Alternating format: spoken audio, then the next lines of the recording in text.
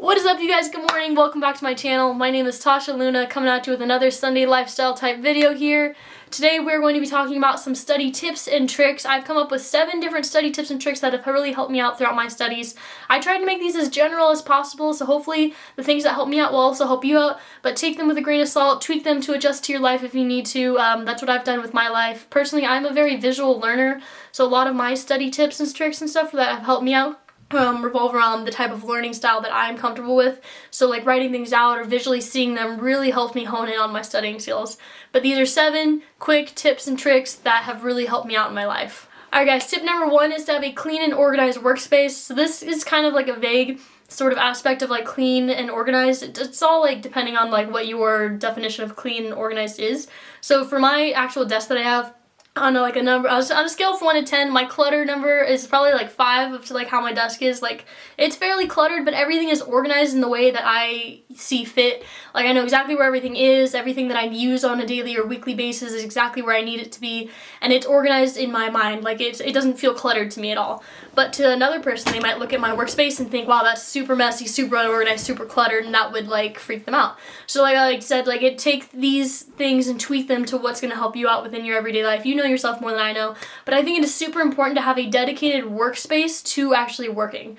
Like, for example, I have this desk here and there's 2 parts to it. On this side, this is where I do all of my work stuff, like studying, editing videos, writing things out, journaling, things of that nature. And on the other side here, I keep, like, right now I'm doing a puzzle. I'll eat breakfast here. I have my TV angled, so if I need to, like, I'll eat breakfast and sit there and watch it. But have a distinct place where you do your work. That's really going to help train your mind to when you sit there that it's time to get going and start working on things. Study tip number 2 for you guys is going to be noise canceling headphones. Honestly, for me, these are a lifesaver. So I use the Bose, I don't even know what these are. Oh no, these are Sony?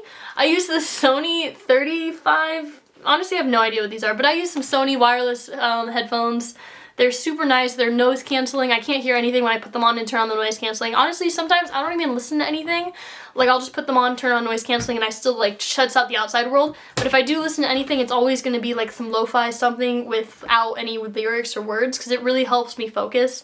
And I think noise canceling headphones really brings you closer to the state of flow, which is super important. It kind of like helps you focus more on things and limits all the distractions around you. I don't know about you guys, but my house is super distracting. We've got a bunch of animals and dogs and a bunch of people living with us, so it's like there's always some type of noise somewhere. So it really helps me get into the state of flow. If you guys are interested in learning more about the state of flow, it's kind of like that in the zone feeling that you get into. I'll link the video down below. This lifestyle YouTuber, Batiavella, he talks about it. He interviews this guy who really has studied the state of flow.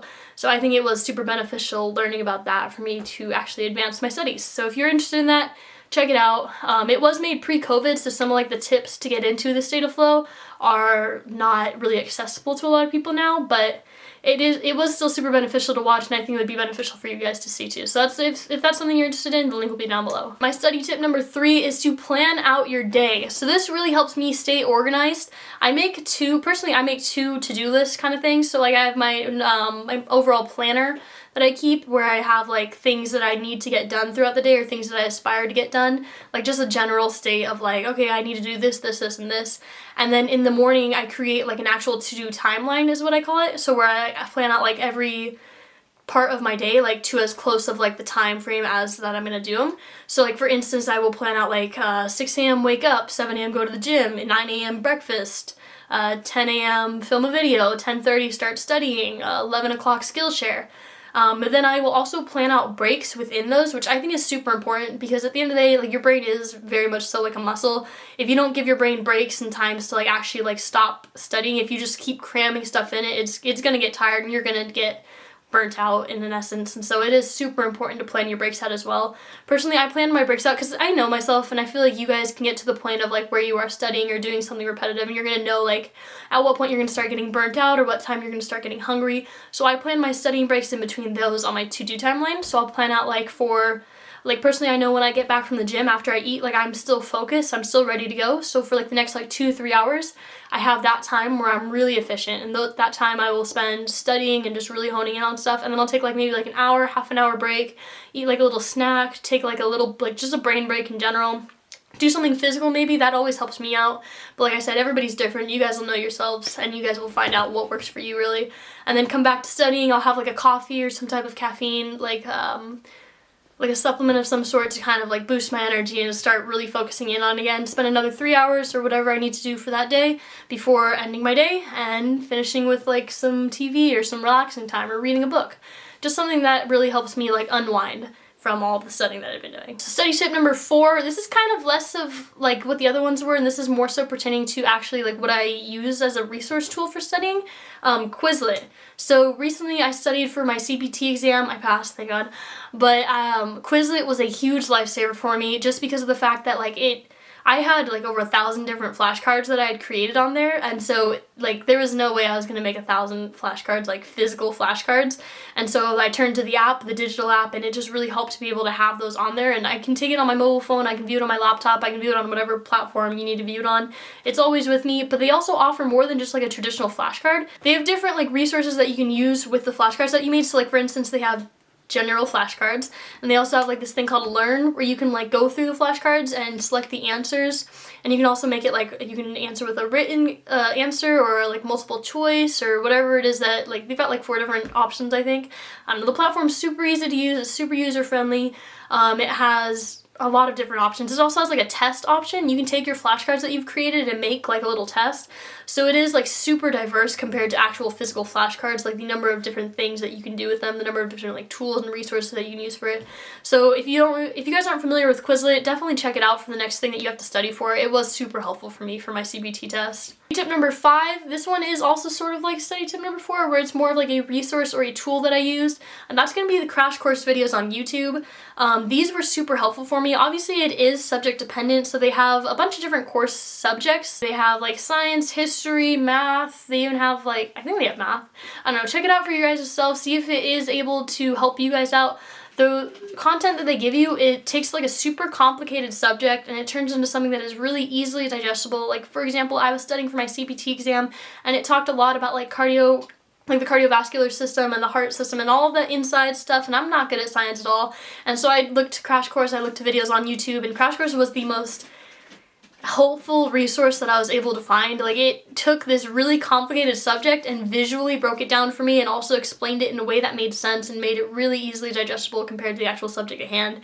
So if this is something that you guys are like kind of struggling with, or if there is like a subject that CrashCourse offers a video on, I highly suggest checking them out. They make great videos.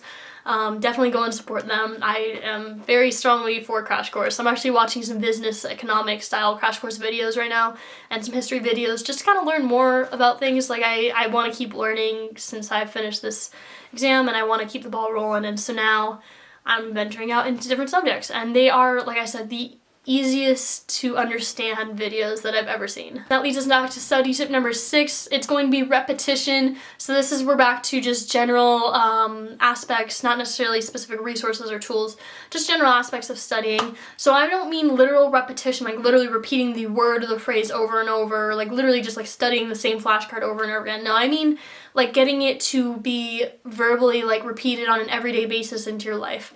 So I'm sure you guys have heard like where somebody says if you want to excel at something or you want to progress in like some certain like subject or field or anything, surround yourself with like-minded individuals who also want the same. I think the main reason for that is just because they're going to be talking about it, and you're going to be hearing more about the subject, more about the field in your everyday life, and that really helps to not only drive you towards your goal, but also to get you more familiar with thinking about the subject, talking about the subject, giving you examples in everyday life. So an example of this would be, for me, I've talked about it before, obviously, I've been studying for my CBT exam, but it has to do a lot with, obviously, working out as a personal trainer. It has to do a lot with, like, creating programs. It has to do a lot with, like, muscles and just things that, like, in my everyday life, not many people ever really talk about, and I don't hear it on, like, an everyday basis, especially to, like, the extent or the level that they went to. And so I'm sure you guys can recognize and resonate with this with a lot of different subjects that you're planning on studying and that you're currently studying. You don't hear a lot about the subject that you're studying in your everyday life, probably. And so it was really helpful for me to start listening to like podcasts on an everyday basis, or listening to YouTube videos, like not even like really paying attention to them, but just hearing about it. Incorporating the podcast and YouTube videos into my life really just helped me like more so think about the subject on a day-to-day basis instead of just when I was studying it.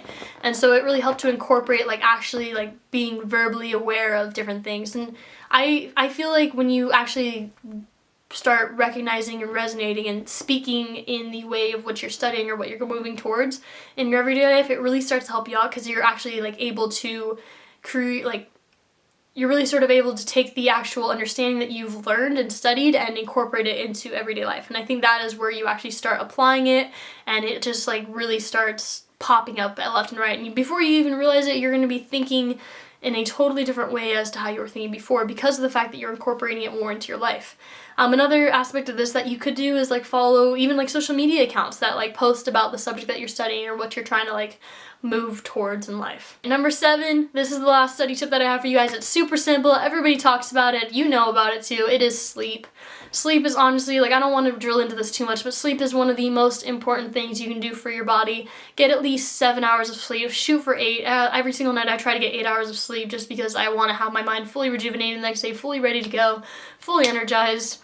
Especially if you're studying or you're like physically exerting a lot of energy, it is so important to get a good night's rest just because it is kind of like that reset for your mind. Like all of the stuff that you've been learning and progressing towards, you get to like kind of shut off for the night, get your full sleep's rest, and come back in the morning ready to go and ready to learn more.